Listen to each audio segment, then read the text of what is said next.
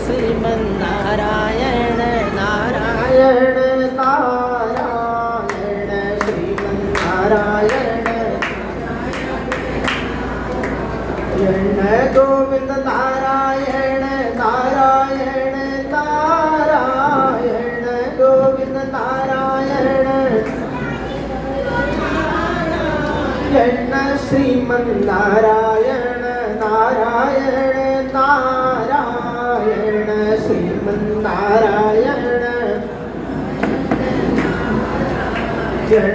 भजमन नारायण नारायण नारायण भजमन नारायण श्रीमन्नारायण नारायण नारायण श्रीमन्नारायण जो करते रहोगे भजन धीरे धीरे जो करते रहोगे भजन धीरे धीरे तो मिल जाए राधा रमण धीरे धीरे तो मिल जाए राधा रमण धीरे धीरे जो करते रहोगे यतन धीरे धीरे जो करते रहोगे यतन धीरे धीरे तो मिल जाए राधा रमण धीरे धीरे तो मिल जाए राधा रमण धीरे धीरे विषय वासनाओं को मन से हटाओ विषय वासनाओं को मन से हटाओ लगाओ हरि से लगन धीरे धीरे लगाओ हरि से लगन धीरे धीरे जो करते रहोगे भजन धीरे धीरे जो करते रहोगे भजन धीरे धीरे तो मिल जाए राधा रमण धीरे धीरे तो मिल जाए राधा बोले कृष्ण कन्हैया लाल की जय लक्ष्मण भगवान की जय नमः पार्वती पते हर हर महादेव जय जय श्री राधेश्वर कृष्ण एवं भगवती मनोवाक् दृष्टिवृत्तिभिः आत्मन्यात्मन्नावेश्य शान्तः श्वासोपारमत् आत्मरूप भगवान श्री कृष्ण में मन वाणी और दृष्टि को स्थिर करके श्री भीष्म जी परम शांति को प्राप्त होंगे। कल हम श्री भीष्म जी के बारे में सुने। भीष्म पितामह सरसैया पर पड़े भगवान की प्रतीक्षा कर रहे होते हैं कि कब नारायण आए और कब इस देह को छोड़ करके भगवान के परम धाम को जाए। देखिए वैसे संसार में कोई किसी की प्रतीक्षा नहीं करता, आना जाना लगा रहता है, कोई आ रहा है तो कोई जा रहा है। लेकिन भीष्म पितामह को इतना विश्वास था, इतना उनके हृदय में परमात्मा के प्रति स्नेह था कि देहांत काले अंतिम समय में भगवान श्री कृष्ण मेरे सामने होंगे और इसीलिए सब चले गए। लेकिन वो प्रतीक्षा कर रहे हैं कि कन्हैया आवे और मैं उनका दर्शन करूं, तब यहाँ से विदा। यही विश्वास, यदि नाथ का नाम दया निधि है, दुख दूर करेंगे कभी न कभी। भगवान का नाम दया निधि है, करुणा निधान है। आपका विश्वास होना चाहिए। भगवान दौड़ते हुए चले जाते हैं। कार्तिक महात्म्य में एक कथा आती है एक बुढ़िया माई रोज तुलसी माता को सींचने आती, रोज सींचती और यही कहती अड़ुआ दे पीताम्बर की धोती दे, मीठा मीठा घास दे, बैकुंठ का वास दे, चटके की चाल दे, पटके की मौत दे, 11 का दिन दे, कृष्णा जी का कान्हा दे। तो तुलसा माता विचार करने लगी कि इसको सब कुछ दे दूंगी, जो जो ये मांग रही है कार्तिक के व्रत के प्रभाव से इसको सब कुछ मिल जाएगा, परंतु जो ये कह रही है कृष्णा जी का कान्हा दो, ये मैं कहाँ से दूंगी, इनका क्या भरोसा, कब ये कहाँ चले जाएं, और मैं उसको हाँ कर दूं और इधर ये ना पहुंचे तो बात झूठी हो जाएगी। इसी सोच से इसी बात को लेकर के वो सूखने लगे। भगवान ने पूछ लिया, देवी इतना बढ़िया पावन पर्व कार्तिक महात्मा चल रहा है, तुम्हें सब खिलावे पिलावे, खूब तरह तरह के व्यंजन ये भोग लगावे, तुम सूखी जा रहे हो, कारण क्या है? तो तुलसा माता ने सारी बात बताई। एक बुढ़िया माता आती है और सबको सींच करके खिला पिला के चली जाती, वो आती है तो बड़ी विचित्र बात कहती, क्या कहती है? वो तो सारी चीज मांग लेती है, सबसे लास्ट में कहती है कृष्णा जी का कांधा दो, अब मैं उसको बैकुंठ का वास भी दे दूंगा, जो जो मांगे सब, पर कृष्णा जी का कांधा कहाँ से दूंगी, मैं कैसे करूंगी? भगवान ने कहा, देवी तुम चिंता मत करो, आज से शुक्र मत करो, बोल दो मिल जाएगा। संयोग की बात, वो बुढ़िया माता चल बसती है, और जब चल बसी तो सब उठाने लगे, और जब सब उठाने लगे तो उठती ही नहीं, इतनी भारी हो गई किसी से नहीं उठती। अब अगल बगल वाले कहने लगे, पता नहीं किस पास घाट की माला फेरती थी, बताओ इतनी भारी हो गई ये उठी नहीं रही है। सब उठाने लेके नहीं उठे, अंत में भगवान श्री कृष्ण रूप बदल करके आए। भैया क्या हुआ? क्या बुढ़िया माता थी चल बसी, पता नहीं कौन से पाप घाट की माला जपती थी, इतनी भारी हो गई उठती नहीं। भगवान ने कहा, मुझे इसके कान में कुछ कहने दो, ये उठ जाएगी। सबने कहा, भैया तू भी अपने मन की निकाल ले, हम लोग तो परेशान हो गए हैं। जा करके भगवान कहते हैं, बढ़िया भाई तो बिरला सींचे मेरा, मैं करूँ विस्तारा तेरा, बाकी तो सब कुछ मिल गया, अड़ुआ ले गड़ुआ ले, पीताम्बर की धोती ले, मीठा मीठा घास दे, बैकुंठ का वास दे, चटके की चाल दे, पटके की मौत दे, और कृष्णा जी का कान्हा ले, मैं आ गया हूँ, चलो और तुम्हारा निस्तारण कर देता हूँ। बुढ़िया माई हल्की हो गई, भगवान के कंधे पर गई और उसका उद्धार कर दिया। विश्वास होना चाहिए। ऐसे ही भीष्म पितामह को ये विश्वास था कि मेरे अंतिम समय में भगवान आएंगे जरूर, इसीलिए प्रतीक्षा कर रहे परमात्मा आए और मेरा उद्धार हो जाए। भीष्म पितामह के सामने भगवान गए, पांडवों को उनके द्वारा उपदेश कराया, और भीष्म पितामह हाथ जोड़ के भगवान को प्रणाम किए और अपना प्रणाम किए। उनका जो तेज निकला वो भगवान श्री कृष्ण में जाकर के समाहित हो गया। बोलिए कृष्ण कन्हैया लाल की। भगवान के प्रति यदि आपका अटूट विश्वास है, संसार के प्रति अटूट विश्वास है, तो आपको संसार में भौतिक चीजें मिलेंगी, पर संसार में अटूट विश्वास में भौतिक चीजें मिले इस बात की गारंटी नहीं है, क्योंकि उसके लिए धन की आवश्यकता पड़ेगी, कर्म की आवश्यकता पड़ेगी। लेकिन परमात्मा में यदि अटूट विश्वास है तो इसमें कोई दो राय नहीं, भगवान सबके लिए दौड़े चले जाते हैं, क्योंकि दुनिया में कौन स्वतंत्र है और कौन परतंत्र है? अच्छा एक बात बताओ, भगवान स्वतंत्र है परतंत्र है? भगवान स्वतंत्र है परतंत्र है? भगवान ने स्वयं कहा है, अहम भक्त पराधीन, मैं परतंत्र हूँ, स्वतंत्र नहीं हूँ। क्यों? क्योंकि मैं भक्तों के अधीन हूँ। और भक्त के अधीन कैसे हूँ कि भक्त ने अपने तप के प्रभाव से, नाम जप के प्रभाव से मुझे परतंत्र कर रखा है। आगे आप लोगों ने भागवत में कई बार कथा सुनी होगी, दुर्वासा ऋषि और महाराज अम्बरीश की।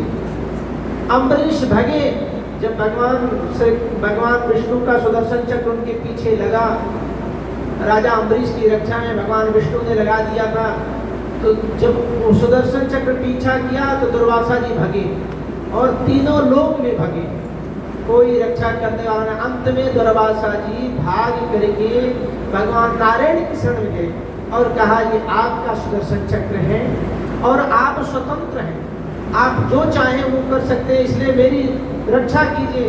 भगवान ने कहा मैं स्वतंत्र नहीं हूँ। कहा महाराज तुम कब से स्वतंत्र नहीं हो, तुम तो हमेशा स्वतंत्र हैं। नारद जी ने कहा परम स्वतंत्र न सिर पर कोई, तुम इतने स्वतंत्र हो गए हो कि तुम्हारे सिर पर कोई नहीं है, जब चाहो जिसको बंदर बना दो, जब चाहो जिसको भालू बना दो, जो मर्जी सो करो। कहा लेकिन मैं किसके लिए बनाता हूँ, अपने भक्तों के लिए, इसलिए अहम भक्त पराधीन, मैं भक्तों के अधीन हूँ।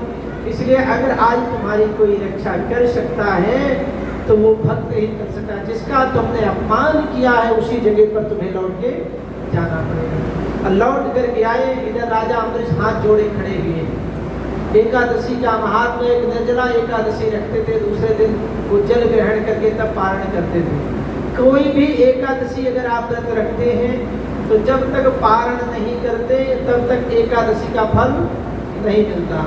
और एकादशी यदा विद्या द्वादशी व्रतमाचरित, एकादशी में दशमी तिथि का भेद हो, 3 घटी से ज्यादा हो तो द्वादशी में व्रत रखना चाहिए। इसीलिए देखिए उसमें जो व्रत होता है गृहस्थ की अलग होती है और साधु सन्यासियों की अलग होती है, क्योंकि साधु सन्यासियों को कभी पारण की आवश्यकता पड़ती नहीं, इसीलिए उनका हमेशा द्वादशी में व्रत होता है। क्योंकि जितने भी घर गृहस्थ हैं उनका समाप्तान होता है 3 घंटी से ज्यादा बेधी दशमी है तो द्वादशी में करना है, 3 घंटी से कम है सूर्योदय के समय तो आप जो है एकादशी का व्रत कर सकते हैं और बिना पारण के उसका फल मिलने वाला नहीं है।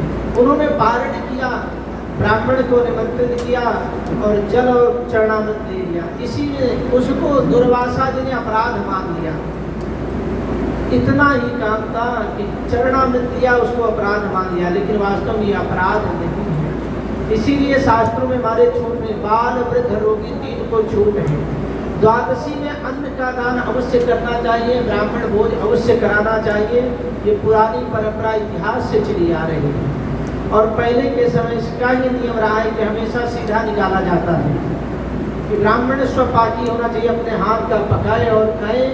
तो कहते हैं कि जो ब्राह्मण स्वाध्याय होम संयुक्त, स्वाध्याय करता हो अपने धर्म ग्रंथों का, वेद शास्त्रों का हवन करता हो, स्वाध्याय होम संयुक्त, पर पाक विवर्जना, दूसरे के हाथ का बनाया हुआ अन्न नहीं ग्रहण करता है, स्वयं पाकी है, तो रत्न पूर्ण महीन पृथ्वी, रत्न से परिपूर्ण पृथ्वी का भी दान ले ले तो किंचित दोष लगते, थोड़ा भी उसको दोष नहीं लगता है, क्योंकि वो इतना तपस्वी हो जाता है। तो शास्त्रों में ये विधान है कि द्वादशी को अवश्य दान करना चाहिए, सीधा का अन्न का भोजन का ब्राह्मण को कराना चाहिए।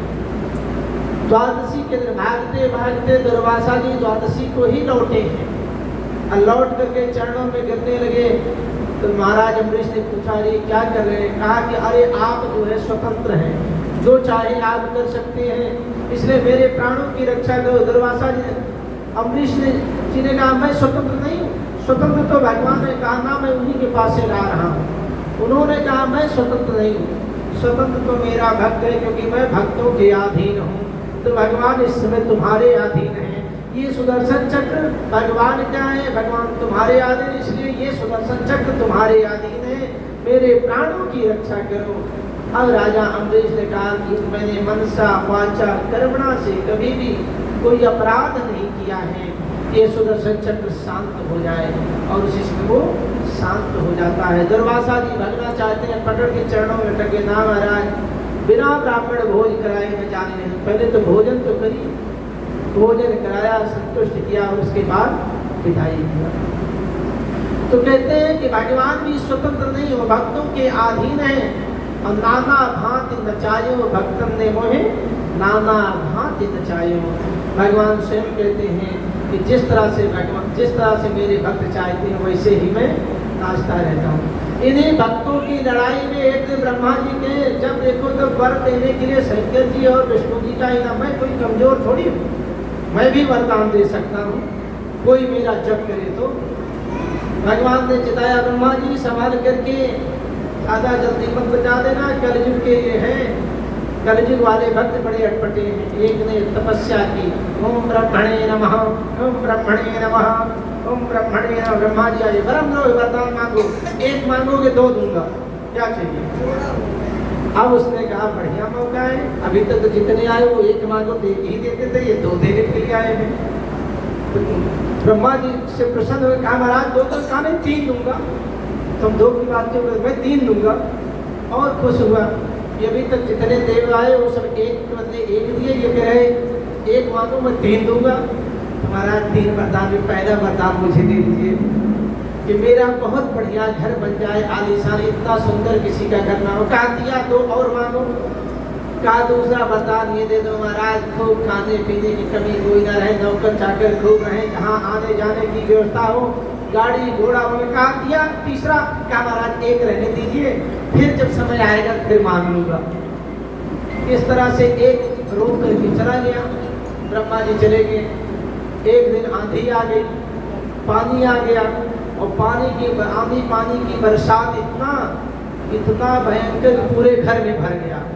अब रात को चिल्लाने लगा, ब्रह्मदेव प्रकट हो, ब्रह्मदेव प्रकट हो। ब्रह्मा जी के गजब का भक्त है, सोने भी नहीं देता, रात को ही पुकारने लगा।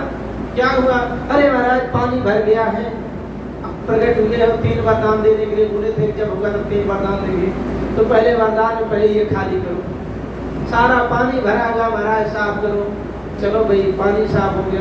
दूसरा वरदान, अब यहाँ पर ऐसी बरसात कभी आए ना दिया। तीसरा फिर कभी मांग लूंगा जब आएगा समय। फिर चला गया। फिर उसके बाद फिर जब हो रात में दिन में उठते बैठते बुलाने लगा। ब्रह्मा जी आए परेशान, गजब का भक्त, इतना चतुर कि हर बार 2 पर आके तो रुक जाता है, तीसरा तो मांगता ही नहीं। ब्रह्मा जी परेशान हो गए, नारायण के पास गए। कहा महाराज मैंने एक गलती कर दी है, ये कलयुग के भक्त इतने होशियार होते हमें पता नहीं, मैं भी आप लोगों की तरह जो है वरदान देने के लिए तत्पर हो गया। तो बतलाए सारी बात, का चिंता मत करो, अब उपाय करते हैं। कहा सरस्वती का ध्यान करो, मामला सेट हो जाएगा। सरस्वती का ध्यान किया। तीसरी बार जैसे ही पुकारा, कहा बताओ, कहते थे महाराज अब मेरा मन भर गया है संसार में, जितने भी ये बच्चे स्त्री पुरुष हैं सब ये अपनी अपनी तरफ लगे हैं, सब दुख देने वाले हैं, अब तो कृपा करो कि इनसे छुटकारा मिल जाए। कहा मिला। दूसरा कहा बस आपके चरणों में मेरा ध्यान लग जाए। कहा वो भी लगा दिया। तीसरा जल्दी मांगो। कहा मरने के बाद मुझे कहा अभी मुक्ति लेने साक्षात फुर्सत हो जाए, बोलिए ब्रह्मदेव भगवान की। तो कहने का मतलब ये है कि भगवान ने कह दिया कि मैं भक्तों के अधीन हूँ, जिस प्रकार से भक्त मुझे चाहेगा उस प्रकार से मैं रहता हूँ। और इसका प्रमाण भी दिया, जब भगवान रामा अवतार में चतुर्भुज रूप में प्रकट हुए तो माता कौशल्या ने कहा प्रभु आपने कहा था मैं पुत्र के रूप में आऊंगा, और आप तो कौन गए पुत्र बेटा, आप तो बाप बन करके आए हो। ये कोई स्वरूप हुआ? 4 हाथ हैं, चक्र धारण किए हुए हो, इतने बड़े हो, वात्सल्य प्रेम कैसे होगा महाराज? ऐसे तो नहीं होता है। तो कहा था कहा बालक बनो। अब जब भगवान का अच्छा चलो ठीक है, तो हाथ जाहिर किया, बालक बन गया। जब बालक बने तो कहा अब ठीक है, कहा भी कहा ठीक है। अरे बालक जो होता है वो जो है जब जन्म लेता है तो बिना वस्त्र के रहता है, तुम तो इतने सुंदर सुंदर वस्त्र पहने हो। अच्छा नहीं माता जो कहोगी। तो कहा अब ठीक है, कहा भी कैसे ठीक है? बालक जो होता है वो बोलता नहीं, रोता है। सुनि बचन सुजाना रोदन ठाना, कोई बालक सुर भूपा। अब भगवान के नहीं भैया मैं तो कभी रोया नहीं, हमेशा हंसता रहा हूँ, क्योंकि मेरी यही पहचान है, हमेशा हंसता रहा हूँ। तो कहा इतने से काम तो चलने वाला नहीं है। बच्चा होने पर बच्चा रोता है तभी तो लोगों को पता होता है बालक हुआ है, इसलिए आपको रोना पड़ेगा। भगवान ने कहा भैया जो जो नहीं किया वो सब करा रहे हैं। कठिन प्रेम के पाले पढ़कर प्रभु को नियम बदलते देखा, खुद का मान रहे न रहे, लेकिन भक्त का मान न तब दे देगा। इन्होंने कई हजार वर्ष तक तपस्या की, उसका फल है कि आज इनके यहाँ जो ब्रह्म आया साक्षात अब जो जो कह रही वही कर रहे हैं। छोटे से बालक बन गए, भगवान रोने लगे। तो भगवान ने तो स्वयं कहा है कि जब मैं अपने भक्तों के लिए सब कर सकता हूँ तो भक्त मैं तो वास्तव में स्वतंत्र नहीं हूँ, मैं भक्तों के अधीन। इसलिए सुखी कौन है संसार में? धनहीन कहे धनवान सुखी, धनवान कहे सुख राजन को है, राजा कहे महाराज सुखी, महाराज कहे सुख इंद्र को भाई, इंद्र कहे सुख ब्रह्मा को है, और ब्रह्मा कहे सुख विष्णु को भारी।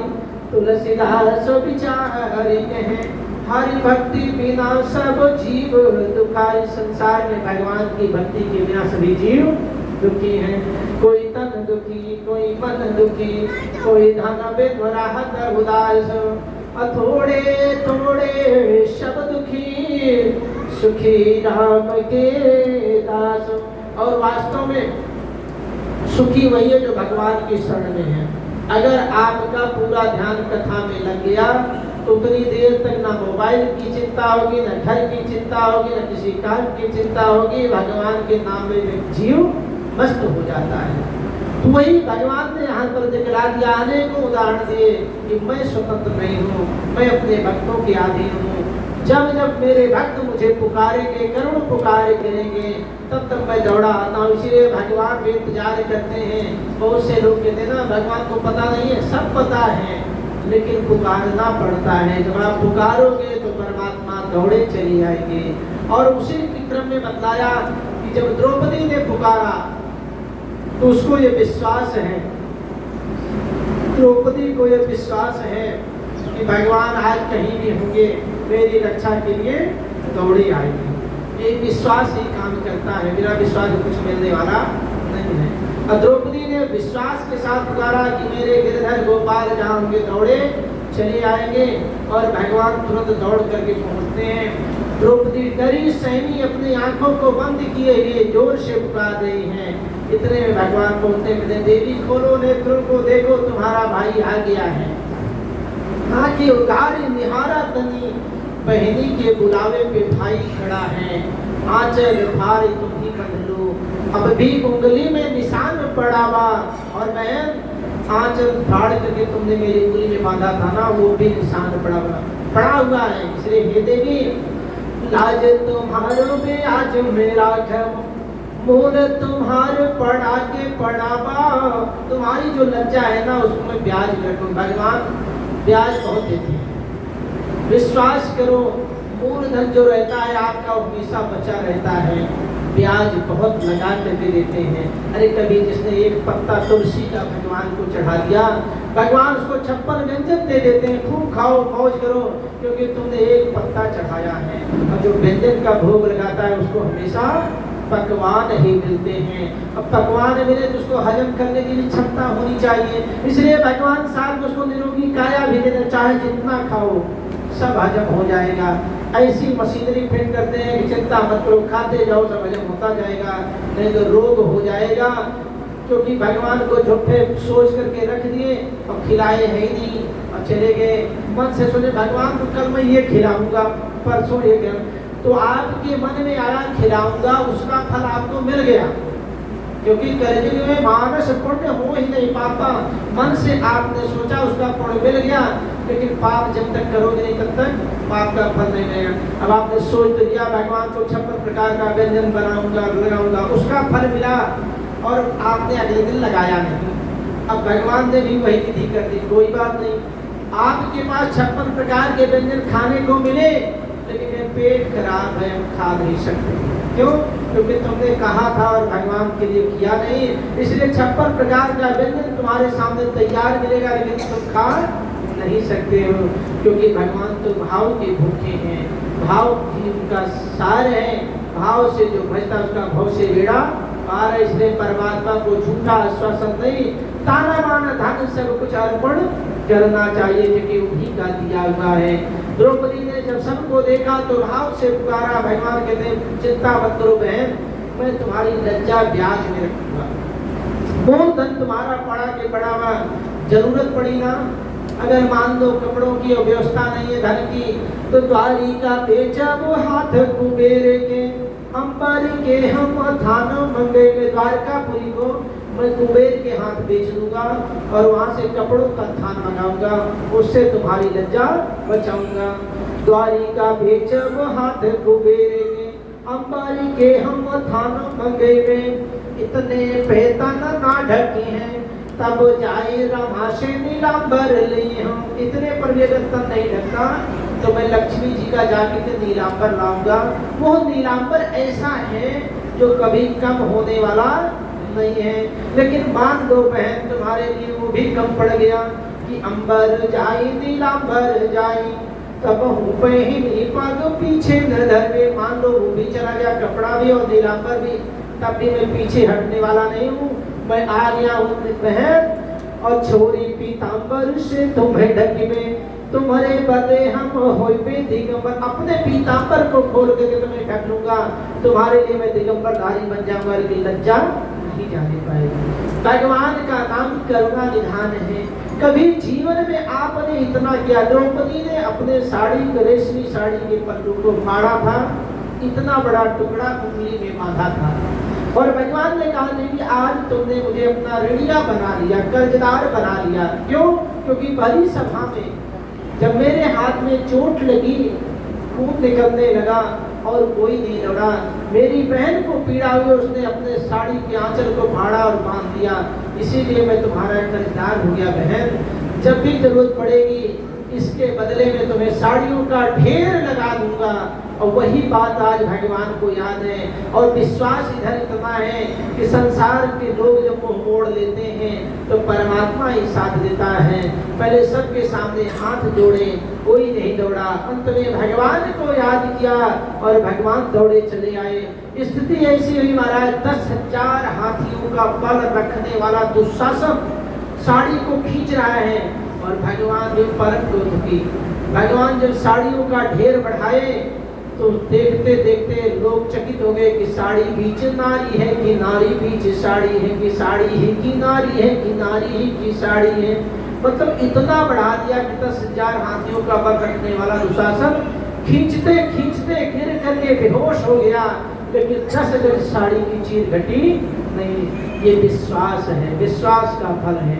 अगर आपको विश्वास नहीं है तो कुछ मिलने वाला नहीं है। भगवान के भक्तों की जब चर्चा होती है तो सबसे पहले उनमें विश्वास की बात आती है। उन्होंने किस प्रकार से विश्वास किया, बार बार इतिहास दोहराया जाता है। जब कहीं पर स्त्री की लज्जा भंग की जाती है, जिस घर में भाई के लिए एक 5 गांव नहीं होते हैं देने के लिए, 5वां हिस्सा नहीं होता है देने के लिए, सब कुछ हड़प लिया जाता है, वहाँ महाभारत होता है। और जब महाभारत होता है तो कुछ भी बचता नहीं है। इसलिए कभी किसी के अंश को नहीं खाना चाहिए, जिसका जो भी अंश हो उसको देते रहना चाहिए, क्योंकि यही मिला हुआ है और यही सब छूट जाएगा, कुछ भी साथ जाने वाला नहीं है। सारे इतिहास भूगोल में यही बतलाया जाता है कि आपका दृढ़ विश्वास परमात्मा के प्रति कितना है। भीष्म पितामह के बाद महाराज बलि की बात आती है। इसी भक्तमाल की कथा में श्री राजा बलि की कथा आती है कि राजा बलि इतना बड़ा दानी है कि भगवान के स्वरूप बदल करके उसके यहाँ मांगने के लिए आए। जब मांगने के लिए आए, अद्भुत रूप है, भगवान बड़े प्रसन्न थे और देखते हैं कि ऐसा राजा बलि जो सर्वस्व देने के लिए तैयार है, जिसको अपने बाहुबल से जीता है, लेकिन भगवान आए तो सब कुछ देते हैं। आज यहाँ भी भगवान आ जाए, कहे मैं तुम्हारा सब कुछ लेने के लिए आया हूँ, कहे महाराज ऐसा मत करो, कुछ और दे करके जाना हो तो ठीक है, पर लेने की बात मत करो, क्योंकि मेरे अंदर ददात शब्द नहीं है, ग्रहणार्थ शब्द है, ग्रहण करने वाला हूँ। जो कुछ आए दे करके जाओ, दे करके जाओ। कभी मेरे लिए दो, कभी मेरे बच्चों के लिए दो, बच्चों के लिए दे दिए, फिर उनके बच्चों के लिए दो, फिर मेरी बेटी के लिए दो, फिर हमारे पड़ोसी के लिए दो, फिर वो दूर के रिश्तेदार के लिए दो, सबके लिए देते रहो महाराज, पर लेने वाली बात कुछ मत करो। लेकिन भगवान कहते दे तो दिया हो, लूंगा तो मैं जबरदस्ती लूंगा, मैं जानता हूँ तुम देने वाले नहीं। तो भगवान को समर्पण की भावना चाहिए। अगर तुम्हारे मन में समर्पण है, ये नहीं झूठे 2 रुपए का कपूर जलाया, तन मन धन सब कुछ है तेरा, स्वामी सब कुछ है तेरा, और तेरा तुझको अर्पण क्या लागे मेरा। मंदिर में आकर के अगर एक झाड़ू नहीं लगा सकते हो और कहो कि चारों तरफ गंदगी पड़ी हुई है, तो आप समझो धर्म नहीं कर रहे हो, पाप कमाने के लिए आ रहे हो। क्योंकि अपने घर में चाहे कभी लगाओ या मत लगाओ, लेकिन मंदिर और देवालय में जा करके जरूर चाहे थोड़ा ही सही 2 बार 1 राउंड की झाड़ू जरूर लगाना चाहिए। उससे क्या होता है कि इहलोक और परलोक दोनों सुधर जाता है। सबसे बड़ी बात है, मंदिर में जब भगवान के दरबार में आओ झाड़ू लगाते हैं तो जीवन धन्य हो जाता है। और दूसरी बात, भगवान के दरबार में लगाने में कोई शर्म नहीं होनी चाहिए। अपने घर में 4-4 पानियां लगा दो चलेगा, वहां करते रहें, लेकिन भगवान के दरबार में रोज कुछ भक्त ऐसे हैं जो आते हैं प्रतिदिन का नियम है, पहले आ करके सुबह सुबह शिवालय में झाड़ू लगाते हैं। आज की भी बात बता रहा हूँ, ये छोटा वाला शिवालय उन जो है माँ और बेटी के द्वारा डेली झाड़ू लगाया जाता है, और झाड़ू लगा के साफ के फिर पोछा मारती हैं, और उसके बाद फिर जल चढ़ा कर पूजा करके जाती हैं। और जो यहाँ पर पूजा करता है, पहले के समय में कहते हैं कि जिनके घरों में अशांति हो, शांति ना रहती हो, वो मंदिर में झाड़ू पोछा करे तो उनके घर में सुख शांति आ जाती है। जिसने कभी जीवन में कभी झाड़ू पोछा किया, उसका जीवन धन्य हो जाता है। इसलिए मंदिर में, देवालय में, ऐसे स्थानों पर जाएं तो अपने हाथ से सारी सफाई करना चाहिए, गुहारी करना चाहिए। ये अभिमान नहीं होना चाहिए कि मैं तो अपने घरों में 4-4 लगा रखी हूँ। यहाँ जैसे बड़े बड़े गुरुद्वारों में जाइए तो देखिए वहाँ पर बड़ी बड़ी गाड़ियों से आकर के रोज झाड़ू पोछा लगा करके जाती है। उसका क्या मतलब, वो वास्तव में सेवा है। और सेवा वही है, उन्होंने तन से किया, तन से सेवा। आप भले ही आपके घुटने में दर्द है, आप ज्यादा नहीं कर सकते, थोड़ा ही सही, थोड़ा करोगे, उससे आपके मन में सेवा भाव बढ़ेगा। आप किसी और के लिए, अपने लिए नहीं कर रहे। तन मन है, आप नहीं पहुंच पाए, बीमार हो, भगवान का चिंतन करें, गोविंद आप कृपा कर देते तो हम भी वहाँ पहुँचते, हम भी दर्शन करते ठाकुर जी का, मन से आप वहाँ पर पहुँचे, उसका फल मिल गया। और धन की बात यह है कि जिसके पास जो परमात्मा सामर्थ्य दे उसको अवश्य खर्च करना चाहिए। धर्म के कार्य में, पानी के कार्य में, भोजन के कार्य में, वस्त्र में, भगवान के कार्य में, ब्राह्मण के लिए, गऊ के लिए, अतिथि के लिए, इनके सबके जो कुछ यथासंभव जरूर करते रहना चाहिए। क्योंकि आज का किया हुआ कल का भाग्य बनेगा। इसलिए तन मन धन 3 प्रकार से सेवा बतलाई गई है। जो बीमार है तन से, उसको मन से और धन से बतलाया गया है। जो पहुंच गए हैं मन से, उनके लिए तन और धन की बात बतलाई गई है। जो नहीं पहुंच पा रहे हैं उनके लिए धन के लिए विशेष बताएगा कि तुम नहीं पहुंच पा रहे, किसी कारणवश अपनी हाजिरी लगाओ, भगवान की सेवा करो। जब भगवान की सेवा करोगे तो भगवान उद्धार करने वाले हो। राजा बलि ने यही निर्णय लिया कि भगवान का दिया हुआ सब कुछ है, मेरे पास क्या है, जो कुछ मिला है आज उन्हीं की कृपा से मिला हुआ है। अगर आज वो मेरे द्वार पर मांगने के लिए आए हैं, गुरुदेव मना कर रहे हैं राजन मत देना, ये भगवान नारायण सब कुछ ले लेंगे।